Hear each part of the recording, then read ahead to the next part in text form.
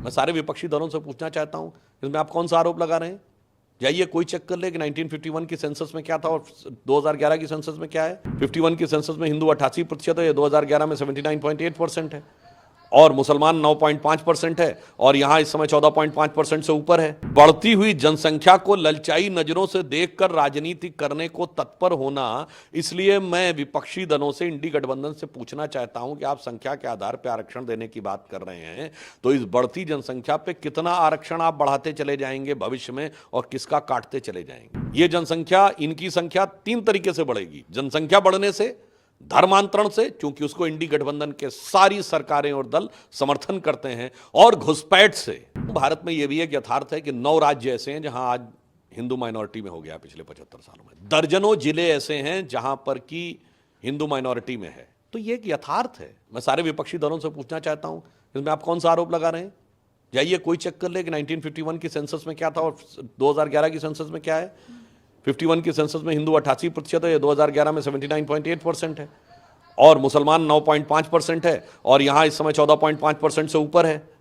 तो इसमें कहीं कोई किंतु परंतु नहीं है, पर यह जनसंख्या का इस रफ्तार से बढ़ना और उस बढ़ती हुई जनसंख्या को ललचाई नजरों से देखकर राजनीति करने को तत्पर होना, इसलिए मैं विपक्षी दलों से, इंडी गठबंधन से पूछना चाहता हूं कि आप संख्या के आधार पर आरक्षण देने की बात कर रहे हैं, तो इस बढ़ती जनसंख्या पे कितना आरक्षण आप बढ़ाते चले जाएंगे भविष्य में और किसका काटते चले जाएंगे?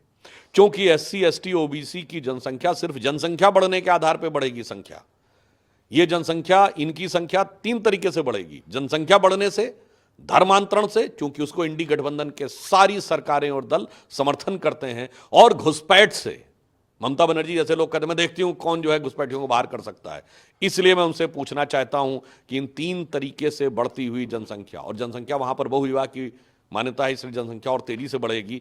इन 3 तरीके से बढ़ती हुई जनसंख्या के आधार पर भविष्य में आप किसका आरक्षण कितना खाकर देना चाहेंगे, इस बात का जवाब आप दीजिए।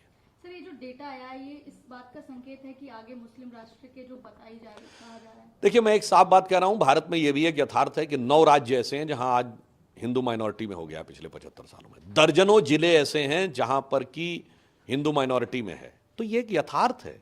और इलाहाबाद हाईकोर्ट ने 2006-07 में एक जजमेंट भी दिया था, जिसमें उसने कहा था कि 40%, 45% पॉपुलेशन को माइनॉरिटी नहीं माना जा सकता। उन्होंने कहा था क्या ये होगा कि 51% मेजॉरिटी और 49% माइनॉरिटी है। यद्यपि वो सुप्रीम कोर्ट में जाकर UPA सरकार ने उसको स्टे करा दिया था, और उसका राजनीतिक लाभ लेने की गिद्ध दृष्टि किन लोगों के मन में है, जाके चेक कर लीजिए। राहुल गांधी की न्याय यात्रा जब शुरू हुई पूर्वोत्तर के क्षेत्र से, तो सबसे ज्यादा भीड़ असम के उस इलाके में हुई जो धुबरी, बरबेटा, करीमगंज का इलाका है, और बंगाल के मालदा में। उनकी ट्विटर लाइन पे जाके देखिएगा, X लाइन के ऊपर, तो आपको दिखेगा वो उसको सेलिब्रेट कर रहे हैं। Look at the crowd. और ये वही है जहां सबसे ज्यादा इन्फिल्ट्रेशन के ज्यादा डेमोग्राफी चेंज हुई है।